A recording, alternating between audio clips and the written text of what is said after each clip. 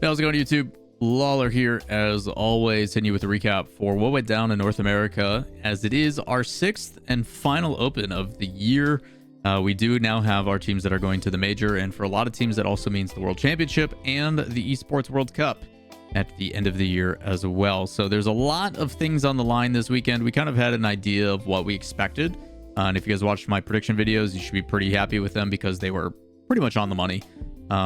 But it's weird because Rocket League is starting to become pretty predictable, believe it or not, which I think is a good thing. I think when you have expectations and things live up to those expectations, it does make for better storylines, better narratives, and it's better for business, if I'm being honest, when the big name teams are making it towards the end. So we're going to break down Group A, Group B, then we're going to go through playoffs. We're going to talk about what it means, who's going to the major in Raleigh and all that kind of stuff, and what you guys can come to expect over the next couple of months. Which is pretty exciting stuff. So with that said, as always, if you guys enjoy the content, like, subscribe, turn on notifications, helps me out dearly. Any questions you have below, let me know in the comments. But let's talk through Group A and then Group B. In Group A, as you guys can tell, Gen.G and Space Station on top. We do have Gen.G making quick work of their group. A little bit spooky at the beginning, actually, with a couple of OTs in there, alternating games back and forth, but they do figure it out in the end. On the other side, I did talk to Speed and stuff, and he said, hey, playstyle wise, we should be able to win just based upon systematic approach. Our play style is very recreatable. We feel confident in it. We should be making top 8s, and they do. They ended up taking down Schnitzel House, who had that really good run where they took down Complexity and Gen.G the week before. Not the case here. But out of the big names in this group, the 3 that we assumed were going to make it did. Gen.G had already qualified for everything. They're already guaranteed a world championship in the major. But for Space Station needed to make a top 8, which they did. So they make top 8. They guarantee their spot at the major.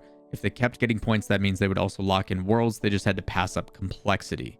That was kind of the big conversation pieces. Was Space Station not only going to punch their ticket, but also kind of overtake Complexity in the point racing to get a top 4, which they do. Complexity does keep hopes alive in that lower. And then on the other side, apologies, you guys can't really see this too easily. Hopefully this works better. You do have in Group B, Ultimates making quick work, 3-0-3-0. Shopify looking a little bit better with Reynolds being back, but still falls short. For anybody who tuned into my broadcast, we did do the Strictly Business team stream and was wearing a suit and had a lot of fun. A lot of people showed up and hung out with us. Heartbreak for CJ in that lower one. And a pretty rough result for them, but for the Strictly Business guys, always going to game 5, always going down to the wire. 9 lives as well, having a lot of frustrations where they show competition and they show competitive nature, but then when it comes to the high pressure stuff, I don't know if it's just lack of hours or lack of mentality, or the guys just don't want to be playing anymore. I would not be surprised if you see people like Chicago or something retire, unfortunately. I don't even know if they're going to give it a chance for LCQ, but there is a big reality that, I mean, you even saw tweets from Hoxer stating he's like, I've never been happier to be done with a qualifier. He's like, the season's over and I'm happier. And it's like, that's usually an indication that the guys are considering retirement. It's pretty straightforward on that. So we'll see what happens with the 9 lives guys. It is crazy. 5-6 months ago, they were a top 8 team at Worlds. And now probably thinking about retiring. No financing, no pay, no org, no nothing. When you were literally the 4th place team. Pretty tough stuff. But orgs are getting smarter about how they spend their money. And here's a case in point of that. So tough stuff for the guys. The boys do fall short, though. That's going to be a scary team, I still think, in LCQs. But depends on if they stick together. Ultimates did, once they qualified, they were kind of a team that was fighting. There was 3 teams that we were really keeping our mentality on when it came to the majors. We knew that Space Station and Gen.G were going to lock in. As for Gen.G was a little bit different. We assumed it was going to happen. They had to get top 6, which if you make it through uppers, you guarantee your spot top 6. So Gen.G, after sweeping 9 lives, does guarantee their spot at the major. You saw Cheese pop off and stuff. Very happy for them. So Justin back on LAN is 1000% a thing happening. Now it's just a matter of them making top 8 so they can play in front of the crowd. Selfishly, I'm rooting for that. Justin had a really good interview on stream where he talked about, just the system that he's in, how happy he is. He's doing things outside of his comfort zone because he recognizes the importance. He talks about how, I was 15 when I hit the shot. That was 8 years ago. He's like, a lot has changed. It's pretty crazy. So the fact that he's 23 now, he's making it back. He's been averaging 120 hours past 2 for the last like 6 months. Boy's grinding and it's paying off. So he's very happy. He's like, the highs and lows. He's like, this is the greatest I've ever felt. I'm on the best team I've ever been with. I've got a coach and stuff because we didn't really need coaching back on Gen.G. I'd recommend go back on the VOD and check out his interview. But really good words from Justin. You can tell he's excited. And for him to get to go and play, I'm sure he's ecstatic. Rightfully so. Same for Cheese and Magic Bear. Really dangerous team when they put their minds to it. Seems very easy for them to play. So we've got 3 teams at this point that are qualified for the major. The last one is between Ultimates and Complexity, realistically, unless Strictly Business or Evo play a massive upset. Deleted does hold on. Usually 9 live stomps them. So for Deleted to come through and hold them to 1 goal is pretty rough. So congrats to Deleted on making top 8, which then brings us to our playoff bracket, which we predicted perfectly outside of the lower matches. We knew our top 4 was going to be exactly this. That's what I predicted, and we were right. We even called Space Station winning the whole thing. Xperia has been talking all week about how they've gotten 4th, they've gotten 2nd. The only thing left to do is getting 1st place, and they accomplished exactly that. We talk about this conversation of these young kids that don't really understand like consequence or the weight of their actions because they're too young to understand it. My hope, despite the pressures of going to a major, you do have someone like Xperia and Space Station who have been to many a major and can provide them insight into what to expect and prepare them for the best. But on top of that, you've got 3 young talent deciding to stick together rather than kind of spreading that talent across other teams. And they're being rewarded for it. And on top of that, it's a massive accomplishment for that organization. Like, to my knowledge, Space Station hasn't won a regional in like 1,500 days or something like that. They put out was like 1,508 days. And by winning this, not only do they secure a spot at the major, they secure a spot at World Championships, and they secure a spot at EWC in like August or whatever the heck it is. So to go from, hey, we're fighting to compete and get a spot, to getting 3 lands unlocked is massive for an organization who was able to, and if we're talking just purely business, they went from overpaying their previous roster, they paid a ton for their old roster, to picking up this unproven young talent team with a lot of potential, and it paid off. So really awesome stuff for Space Station. Very happy for the organization. Cool to see them kind of see that contrast.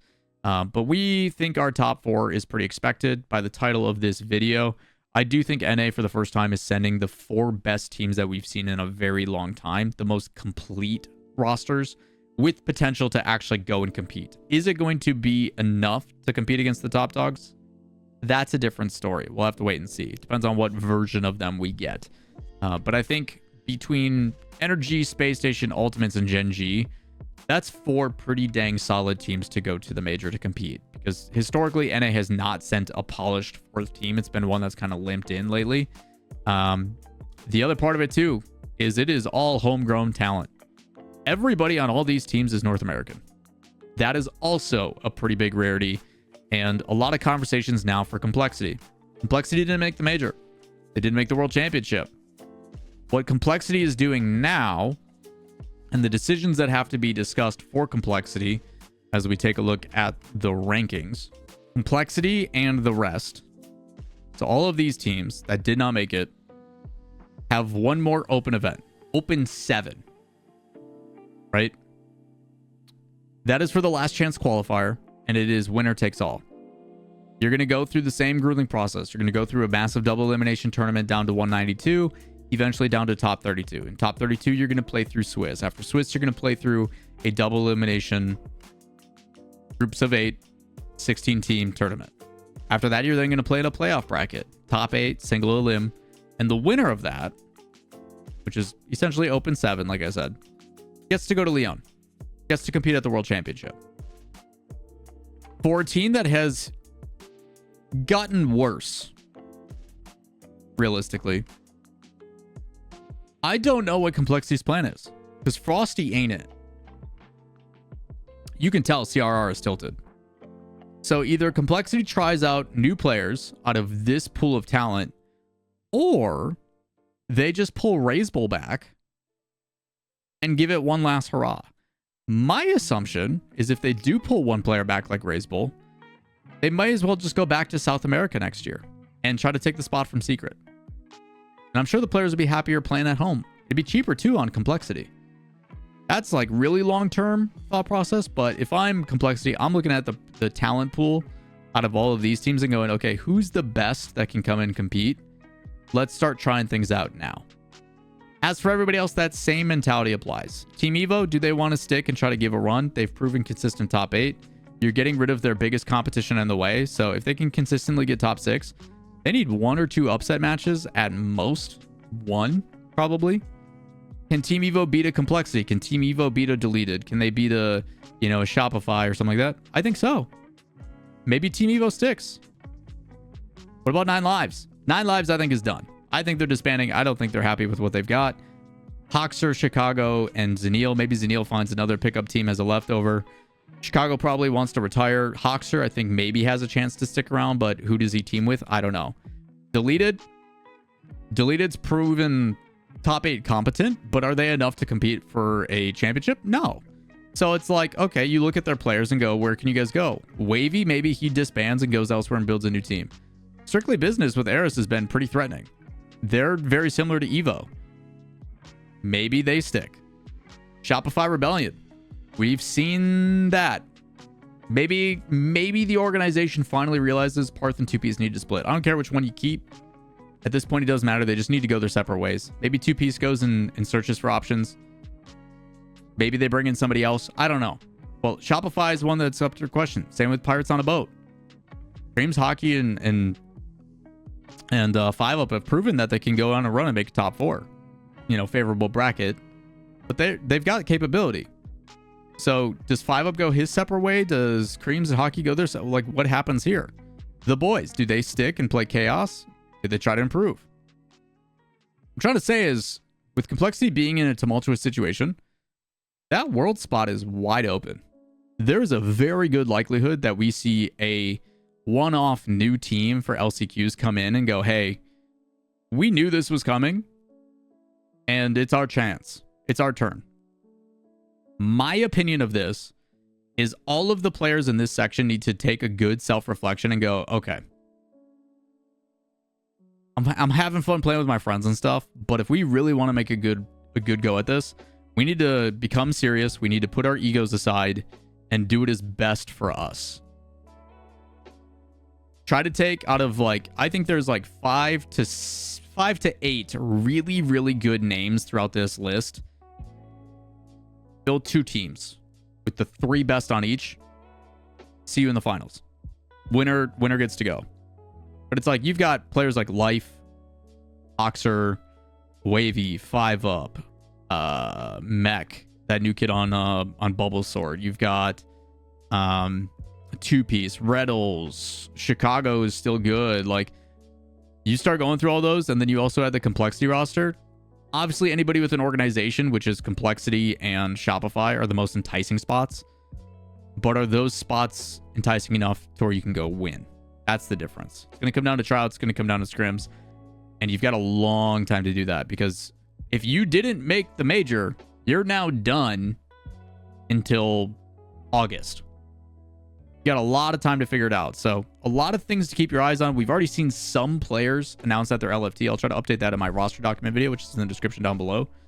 Talk has announced he's LFT, as has 5UP, I think I saw. But there's a couple players that have already said, hey, I'm looking for an LCQ team. So we'll see how things play out. I'll try to keep you guys up to date on what's going on with those.